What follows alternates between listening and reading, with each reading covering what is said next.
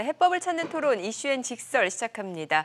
지난달 말부터 시작된 사회적 거리두기 2.5단계로의 격상 이후에 코로나19 확산세가 한풀 꺾였죠. 하지만 여전히 세 자릿수를 나타내면서 답보 상태에 빠진 느낌입니다. 네, 코로나19 사태 이후에 매일이 고비란 생각이 듭니다. 당연히 오늘도 방역의 끈을 놓아서는 안 되겠죠.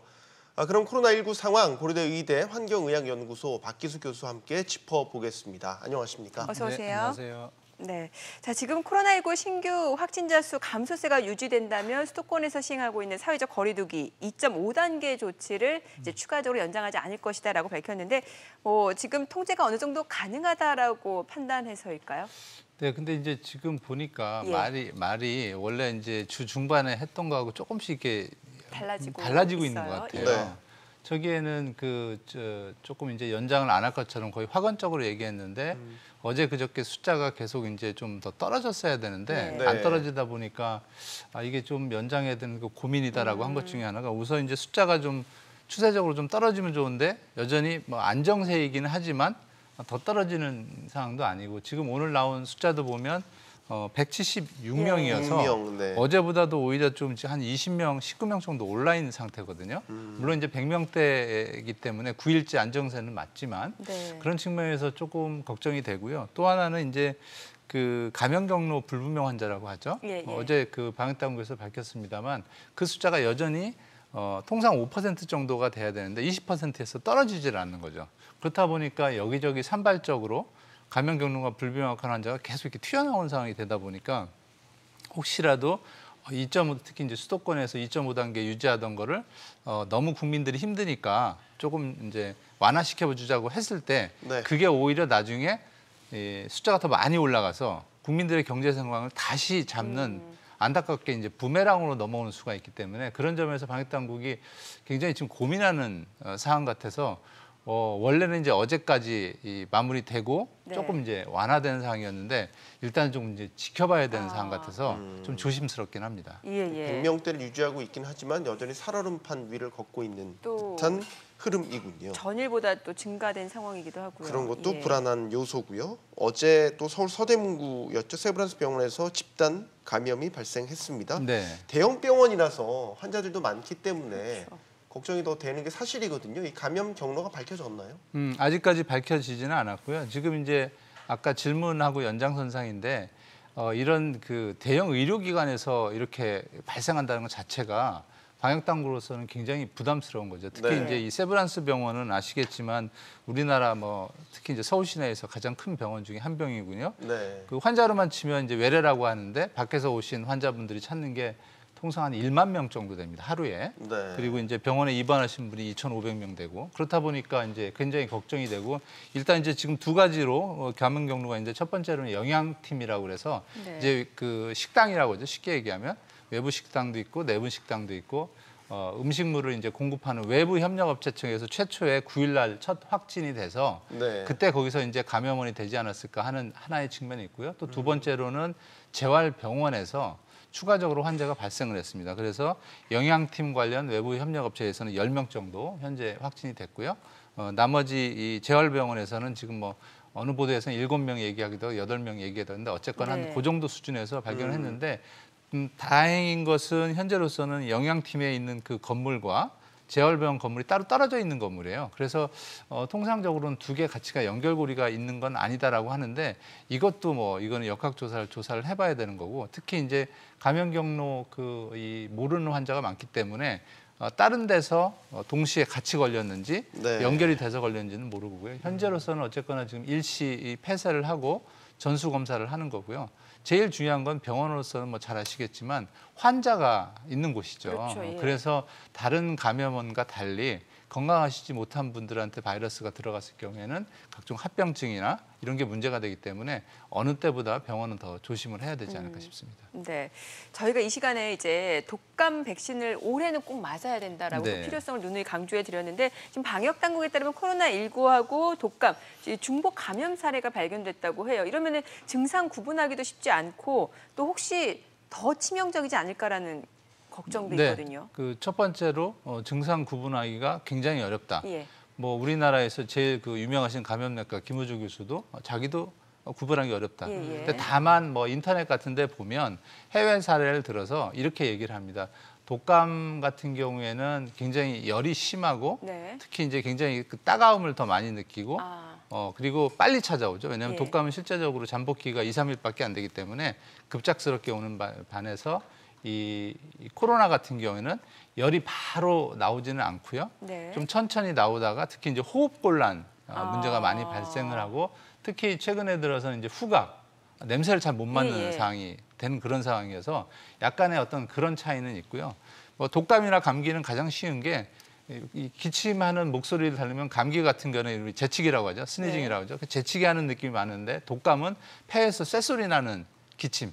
그게 이제 독감이라고 많이 하는데 물론 뭐 이 말이 100% 맞는 건 아닙니다. 그렇기 때문에 구분하기는 어렵다라는 생각이고요. 그래서 이제 의사를 찾아가야 되고 진단 키트를 개발을 해서 그래서 최근에는 지금 아직 확정은 안 됐습니다만 독감하고 코로나가 증상 구분하기가 어려우니까 두 개를 동시에 진단할 수 있는 키트를 지금 개발을 해서 빨리 선별을 해야 된다. 그렇지 않으면은 독감 환자가 이제 몰리게 되면 그러니까. 병원에 찾아갔을 때 의사가 보기에는 이 사람이 독감인지 코로나인지 모르는 상황이기 때문에 의료 체계에 굉장한 손상과 부담을 주는 것이죠. 그래서 네. 지금 측면에서는 백신을 가장 맞는 게 가장 중요하다 이렇게 볼 수 있겠습니다.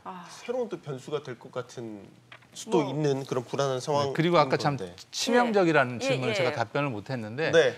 아직 과학적으로 치명적이라는 근거는 없는데 어떤 거든지 간에 병을 2개 걸리면 그 하나 걸리는 것보다 당연히 위험하죠. 그렇죠, 예. 근데 대신에 이제 같은 호흡기 바이러스이기 때문에 합병증을 유발할 가능성이 더 높습니다. 하나 걸린 것보다. 예. 그렇기 때문에 2개 같이 걸리게 되면 아마도 더 하나 걸린 것보다는 위험하지 않을까 이렇게 생각을 해봅니다. 네. 그 중복 감염 환자라면 병원 가서 예를 들어서 중복 감염 환자인데 병원에 가서 독감 그 검사를 받았는데 독감으로 이제 판명이 됐어요. 네. 병원에서는 독감으로 인지를 하고 환자도 그렇게 인지하고 있지만 실제로는 중복에 그 코로나에도 같이 걸려 있는 수도 있다는 거 해외 사례를 본다면 말이죠. 그럴 수도 예. 있는 것이죠. 그래서 이제 첫 번째로는 독감으로 진단이 되면 우리 독감은 지금 현재 치료제와 백신이 있습니다. 특히 네. 이제 잘 아시는 타미플루라고 해서 그 치료제를 맞게 되면 대부분 지금 건강하게 나으시기 때문에 대신에 그걸 치료제를 먹었어요.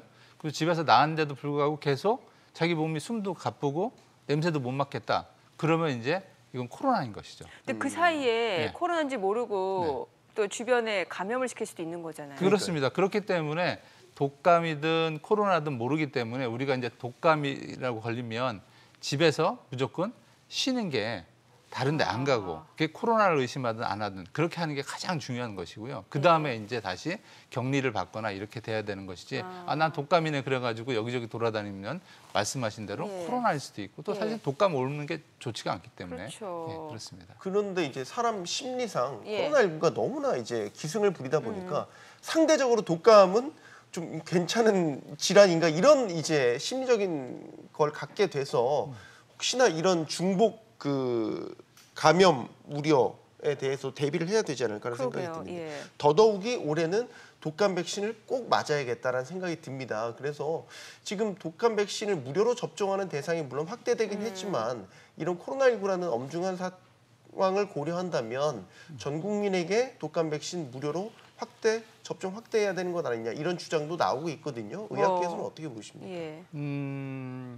이게 딜레마죠. 무슨 얘기냐면 기본적으로 지금까지 그 독감을 우리나라에서 전반적으로 이제 작년 기준으로는 우리나라 인구가 이제 5천만이지 않습니까? 그 중에 네. 이제 1,380만 정도가 무료 접종을 맞았고 올해는 이거를 이제 1,900만 명한테 더 늘린 것이죠. 전 인구의 37% 늘렸는데 문제는 뭐냐면 작년하고는 상황이 다르다는 게 이제 기본적인 것이죠. 왜냐하면 가능하면 전 국민을 다 독감 백신을 맞아줘서 코로나와 구별을 확실히 시켜주는 게 의료 체계의 부담도 덜하고 또 네. 실제로 아픈 사람도 덜할 것이기 때문에 근데 이제 문제가 독감 그러면 뭐 백신 갖다가 다 뭐 해서 다 맞추면 되지만 독감 백신이라는 거는 기본적으로 만드는데 6개월 이상 걸립니다. 그러니까 전 세계적으로 이미 항상 맞는 수준만큼 비슷하게 이미 배분이 된 상태입니다. 그래서 참고로 우리나라에 현재 들어와 있는 그 독감 백신이 1,900만 정도 되고요. 예. 그렇기 때문에 총 이제 유료까지 합하면 3천만 명분이 들어와 있습니다. 그러니까 이론적으로는 전 국민의 60%를 맞추게 돼 있는데 말 그대로 2천만 명을 더 맞추려면 2천만 명분을 지금 추가로 수입을 해야 되는 거고요. 아니면 수출할 거를 막아서 가져오든지. 근데 이게 이제 굉장히 어려운 문제죠. 당장에 가져올 수가 없기 때문에. 가능은 합니까? 어렵긴 하지만 가능은 한가요? 과거 선례가 이 백신 회사에 가서 저희가 이제 가불이 바뀌는 거죠. 백신 네. 회사에 가서 우리가 굉장히 급하니 좀 우리한테 좀 더 주십시오 해서 여기저기 물량을 확보를 하는데 문제는 과거에 이런 경험도 있습니다만 실제로 백신을 5천만 명분을 가져오다 하더라도 대부분 다 맞지는 않습니다. 왜냐하면 건강하신 분들이 기본적으로 본인이 일부러 가서 돈을 내고 자기가 맞아야 된다고 했을 때 과연 맞을 것인지 그러게요. 또 만약에 또 무료 접종을 야당에서 주장하는 대로 했어도 사람을 데리고 와서 맞출 수는 없거든요. 본인이 맞아야 되기 때문에 기본적으로 여태까지 백신을 아무리 많이 맞춰도 60% 이상을 넘을 수가 없습니다. 이론적으로. 그리고 이제 나머지 이 집단 면역의 기준이 전 인구의 60에서 70%만 맞기 때문에 이론적으로는 독감에 대한 집단 면역은 성공시킨 건데 다만 이제 걱정이 이번에는 코로나가 있기 때문에 전 인구를 다 맞춰주는 게 코로나와 분리시키는데 굉장히 좋다는 측면에서는 맞긴 맞는데 예. 현실적으로 그렇게 집행 가능할지는 다른 문제다 이렇게 보겠습니다. 녹십자 같은 국내 제약사도 이 독감 백신을 생산을 하고 있죠. 그렇습니다. 그렇기 지금 때문에 만약에 생산량을 이런 위기 상황에서 이렇게 늘릴 수도 있는 여지는 분명히 있는 거라고 늘려서 뭐 독감이 11월에 시작은 됐지만 피크는 아니기 때문에 12월이나 1월부터라도 맞아도 분명히 효과는 있습니다. 네. 자, 그리고 네. 예. 코로나 그 항체 치료제 얘기 좀 해볼게요. 지난 8일입니다. 이제 방역 당국이 이달 중에 코로나19 항체 치료제 대량 생산 계획을 계획하고 있다고 밝혔다가 다음 날에 이게 당장 제품을 사용할 수 있다는 의미가 또 아니라고 했어요. 그러면 이게 항체 치료제를 대량 생산하겠다라는 거는 어떤 의미로 좀 받아들이면 되는 건가요? 그게요. 이제 방역 당국도 예. 이게 뭐 급하고 마음도 급하고 얘기도 하다 보니까 조금 이제 오해의 소지. 뭐 본인들은 이제 약간 수정했다고는 하는데 이제 간단하게 좀 정리를 하면 기본적으로 혈장 치료제라고 해서 그 환자분의 피를 뽑아서 이제 피를 돌리면 누렇게 이렇게 뜨는 게 있거든요. 이제 네. 혈액의 한 절반 정도 나오는데 그걸 혈장 치료제로 하는 경우도 있고 이거는 이제 환자한테 뽑아야 되기 때문에 양이 많지 않습니다. 대신에 이제 이 항체 치료제는 대량 생산이 가능한 것이죠. 그래서 해서 이거를 이제 상업용으로 배포한다고 처음에 얘기를 했는데 사실은 그게 확정된 게 아니고 검증용이라고 그래서 네. 상업시설에서 만들어서 임상, 그러니까 일부 실험 비슷하게 임상 환자한테 대주는 걸 직접적으로 해보고 이게 이제 문제가 없으면 시장에서 그 이제 생산 공정 라인에서 뽑았던 것을 상업용으로 쉽게 얘기하면 돈 주고 파는 거죠. 팔아서 환자들한테 부담시킨다는 건데 이게 이제 말이 조금 앞서간 것이죠. 그래서 임상용, 검증용으로 한다는 거를 상업용으로 곧 대량 출시돼서 네. 많은 국민들이 수혜를 받을 것처럼 이렇게 좀 오해를 생긴 적이 있는데 결론적으로 다시 얘기하면 현재 이 상업용으로 대량으로 우리가 이제 만들어서 국민들이 치료제로 쓸 수 있는 사항은 아니다. 예. 네. 조금 기다려야 된다. 이제 이게 맞을 것 같습니다. 뭐 어쨌든 네. 오해를 불러 일으켰던 발언이었죠. 질병관리본부가 아니라 이제 오늘 12일부터는 질병관리청으로 그렇죠. 격상이 된 조직으로 공식 출범을 하게 됩니다. 청으로 격상이 됐기 때문에 코로나19를 대응하는 데 있어서 조금 더 전문적이고 독립적인 판단을 할 수 있는 그런 체계가 갖춰졌다 이렇게 볼 수 있겠습니까? 네. 이제 질병관리본부라는 것은 이제 지금까지는 이 보건복지부 내에 이제 소속기관이라고 해서 별도의 인사과나 부천의 쉽게 조직이죠. 얘기하면 예산과가 없어서 그냥 그 복지부에서 시키는 대로 쉽게 얘기하면 하는 거였죠. 근데 이제 이게 별도로 외청이라고 해서 질병관리본부 청. 그러니까 청은 본부와 다른 점이 별도로 인사를 할 수가 있는 거죠. 네. 네가 어디 가라 승진도 할 수 있고 그다음에 예산도 별도로 확보를 해서 스스로 배분할 수 있고 그다음에 지금 보시면 나오지만 정원이 560명 그러니까 전체 인력이 한 42% 정도가 또 늘은 점이 특징이고요. 네. 또 우리가 이제 지방 조직이 질병관리본부에는 없었습니다. 식약처 같은 경우는 서울청, 지방청, 다른 청이 있었는데 여기 같은 경우는 이제 청으로 표현하지는 않고 센터라고 그래서 수도권, 충청권 이런 식으로 센터를 총 만들어서 지역에 있는 그 지자체의 보건 대응 역량이 조금 부족한 데들은 같이 공조를 해서 네. 지방에서 일어나는 감염병이나 다른 것에 대해서 대응을 충분히 하자는 게 또 특징이고요. 특히 이제 제일 중요한 것 중에 하나가 우리 이제 뭐 미국의 그 알레르기 감염병 연구소의 파우치 박사는 예, 예. 막 많은 사람들이 알지 않습니까? 그렇죠. 그래서 우리나라에서도 국립 감염병 연구소를 이번에 이제 신설을 했습니다. 예. 그래서 이 감염병 연구소에서 이 전체적으로 이제 감염병에 대한 일어나는 아마도 이제 뭐 제2의 한국의 파우치 박사 같은 분이 탄생을 해서 정치적으로나 다른 거에 대해서 이렇게 기울지 않고 제대로 얘기할 수 있는 국민들을 신뢰받는 사람이 나오지 않을까 싶고요. 특히 이제 이와는 별도로 보건복지부 내에 기본적으로 이제 보건과 복지 두 인력이 있었는데 차관이 한 명이었거든요. 그렇다 보니까 인력에서도 일에 대해서 너무 많지 않냐 싶어서 1차관, 2차관에서 1차관은 기존에 하던 업무, 차관 업무를 하고 2차관은 보건 분야에 대해서 좀 더 이제 전문적으로? 영향력을 실어주고 그래서 네. 한 40명을 추가로 보태서 이렇게 복지부 내에서 1차관, 2차관 근데 외청. 근데 단점은 사실 외청도 어차피 복지부의 차관에 소속이 돼 있기 때문에 네. 식약처처럼 좀 별도로 떨어지거나 아니면 더 극단적인 것들은 그 국립보건안전부처럼 하나로 만들어서 학교 보건, 생활 보건 이런 것들을 통체적으로 만들어서 보건 중심으로 가야 된다는 이런 목소리도 있어서 최고의 단계는 아니지만 중간에서도 아직 그 일부 더 남아는 있지만 굉장히 어떤 발전을 한 그런 상태라고 볼 수 있겠습니다. 네. 뭐로 가든 코로나19 사태를 종식시키는 데 도움이 됐으면 하는 바람을 가져보고요. 이번 주말 코로나19 사회적 거리두기 분수령이 될 것으로 보이고 있습니다. 네. 박기수 교수와 이야기 나눠봤습니다. 감사합니다. 잘 들었습니다. 네, 감사합니다.